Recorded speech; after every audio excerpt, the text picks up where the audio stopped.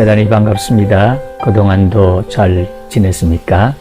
오늘 이 시간에는 분명한 목표에 대해서 함께 생각을 내보려고 합니다.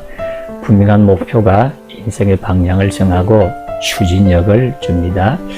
우리의 정신에 대해서 여러 가지 표현이나 여러 가지 말들이 있습니다만은 대표적인 말로 정신일도 하사불성이란 말이 있습니다. 밑에 보이는 한자 말이죠. 정신을 일도 하나로 뭉치게 되면 하사불성, 이루지 못할 일이 없다. 정신을 하나로 뭉치고 집중을 하게 되면 모든 일을 이룰 수 있다 하는 표현인 것입니다. 물론 이와 같은 말이 100% 맞는 말은 아니지만은 상당히 일리가 있고 우리가 인생을 살아가는 데 있어서 굉장히 힘이 되는 말이 되어지기도 하는 것입니다. 우리의 정신력, 정신의 힘이라는 것은 원동력이라고도 할 수 있습니다. 우리의 몸과 마음과 행동과 생활을 움직이게 하는 하나의 원동력이 되어지기도 하는 것이지요. 이와 같은 정신력에 의한 원동력을 불굴의 투지라 하는 표현을 하는 것입니다. 굽히지 않는 투지를 가지고 어떤 일을 추진을 하게 되어진다는 것입니다. 그런데 이 정신력에 의한 원동력으로 말미암아서 불굴의 투지만 가지는 게 아니라 유연한 능력을 가지게 되어지는 것입니다. 유연하게 인생을 대처하게 되어진다는 것입니다. 또 다른 표현을 하면 이 정신력이라는 것은 행동을 다르게 만드는 하나의 요술 방망이처럼 되어져 있습니다. 그래서 행동을 고치고 변화시키고 새롭게 하는 데 있어서 정신 혹은 정신의 힘이라는 것이 굉장히 중요한 것입니다. 그래서 정신력에 대해서 희망적인 좋은 여러 가지의 표현들이 있는 것을 볼 수가 있습니다. 아우슈비츠 수용소에서 1944년 성탄절로부터 1945년 새해 첫날까지 가장 많은 사람들이 죽었습니다. 사망률이 1년 가운데 가장 높은 사망률을 보이게 된 것입니다. 그런데 왜 이렇게 이 기간에 사람들이 많이 죽었을까? 여러 가지로 이제 분석을 해보았습니다. 그렇다고 해서 노동 조건이 더 악화된 것은 아니었습니다. 평소와 같은 이러한 노동 조건이었음에도 더 많은 사람들이 죽었습니다. 그렇다고 해서 기후가 갑자기 변하는 것은 아니었습니다. 좋은 겨울이기도 했지만은 견디지 못할 만큼 그렇게 추운 기후를 보여준 것은 아니었습니다. 그렇다고 해서 동료 간에 살해를 했느냐, 죽였느냐, 그런 일도 없었다는 것입니다. 그렇다고 해서 전염병이 돌아가지고 전염병으로 말미암아서 사람이 죽었느냐, 그런 것도 그렇지 않다는 것입니다. 왜 이 기간에 가장 많이 죽었을까? 정신분석학으로 분석을 해보니까 그때 가장 해방적인 이 소식이 있었습니다. 그 전에 이제 성탄절을 맞이하고 새해가 되면 이제 해방이 될 것이다. 이 수용소에서 나가게 될 것이다 하는 이러한 해방 소식이 들었는데 그렇게 되지를 못했다는 것입니다. 그러므로 해서 이 삶의 목표를 이제 상실을 하게 되어지므로 자생력, 자기 스스로 살아남을 수 있는 힘을 잃게 되고 실망과 낙심과 좌절을 함으로 말미암아서 삶의 목표를 잃게 되고 자생력을 잃게 됨으로 말미암아서 죽었다 하는 이와 같은 분석을 놓게 되어진 것입니다. 빅토리 프랭클에 의하면 정신력은 정신의 의지라고도 할 수 있는데 이와 같은 정신의 의지는 삶의 의지와 직결되어진다는 것입니다.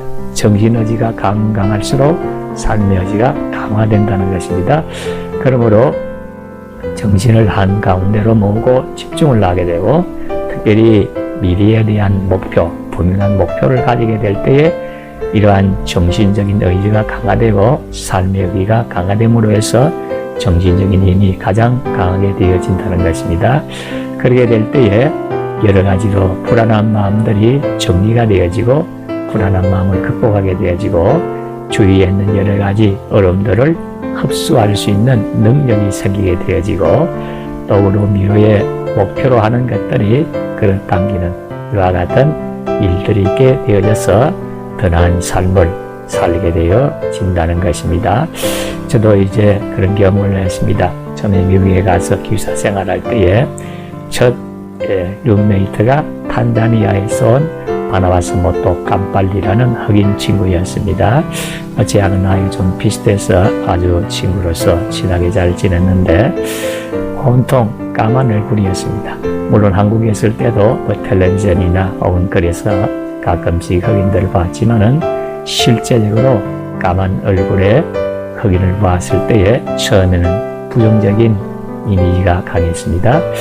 그에게는 탄자니아에 아리와 1살 된 딸이 있었습니다. 그래서 빨리 공부를 마치고 자기 고국으로 탄자니아로 돌아가야 되겠다 하는 분명한 목표를 가지고 이에 와서 공부를 하였습니다. 그러므로 분명한 목표를 가지고 있기 때문에 아주 무섭게 공부를 하기를 시작을 했습니다. 밤낮을 가리지 않고 머리가 다 빠질 정도로 굉장히 무섭게 공부를 한 결과 보통 사람들은 5년이나 7년 정도 걸리는 이 학위의 과정을 3년 만에 공부를 끝마치고 자기 고국으로 돌아가서 교수로서 그의 여러 가지 큰 활동을 하고 있다는 소식을 전해 들었습니다. 분명한 목표를 가지게 될 때에 이런 힘이 생기게 되어진다는 것입니다. 우리를 사람을 인격자라 그런 인격, 펄선이라는 것은 지정을 가리키죠. 지적인 영역, 정서적인 영역, 의지적인 영역이 있습니다. 무엇인가 알고 판단하고 분석하고 느끼고 뭘 하려고 하는 이것이 바로 인격의 3요소라고 할 수 있는데 이 인격의 중심에 정신 혹은 이 마음이라는 것이 있습니다. 이 정신과 마음이 사람의 인격의 중심을 이루고 있다는 것입니다. 그러므로 해서 이와 같은 정신을 모으는 결심을 하는 이것이 중요하고 결단하는 것이 중요하므로 의지를 강화시키게 되어진다는 것입니다. 그런데 우리가 이제 분명한 목적 혹은 목표를 가지는 것이 참 중요한 것입니다.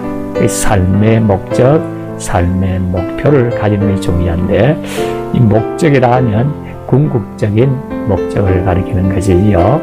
그러나 목표를 나아가면 단계에 이루어야 할 목표를 이제 가지는 것입니다. 그러므로 일단 삶에 대한 분명한 목적을 정하는 것이 중요하고 이 삶의 목적을 이루기 위해서 구체적인 현실적인 목표, 단계들의 목표를 정하는 것이 중요한 것입니다. 그러나 이 목표라는 것은 세 가지 요소가 있어야 되는 것입니다. 분명해야 되는 것입니다. 희미하지 않고 혼란스럽지 않고 분명해야 되고 또 측정할 수 있어야 되는 것입니다. 얼마나 이 목표를 달성했는지 측정을 할 수 있어야 되고 가능한 것이어야 됩니다. 내가 혹은 우리가 할 수 있는 그와 같은 일이 되어져야 되는 것입니다. 그래서 이와 같은 목표는 사람에 따라서 상황에 따라서 다를 수밖에 없습니다. 그래서 이번 기회를 통해서 나의 삶의 목적이 무엇인가 그것을 한번 살펴보고 내가 성취하고 이루어야 될 목표, 단계적인 목표가 무엇인가 그것을 살펴보면서 분명한 목표, 측정할 수 있는 목표, 가능한 목표를 세워서 더 나은 삶을 살게 되고 승리의 삶을 살게 되기를 진심으로 소원합니다. 지금까지 시청해 주셔서 대단히 감사합니다.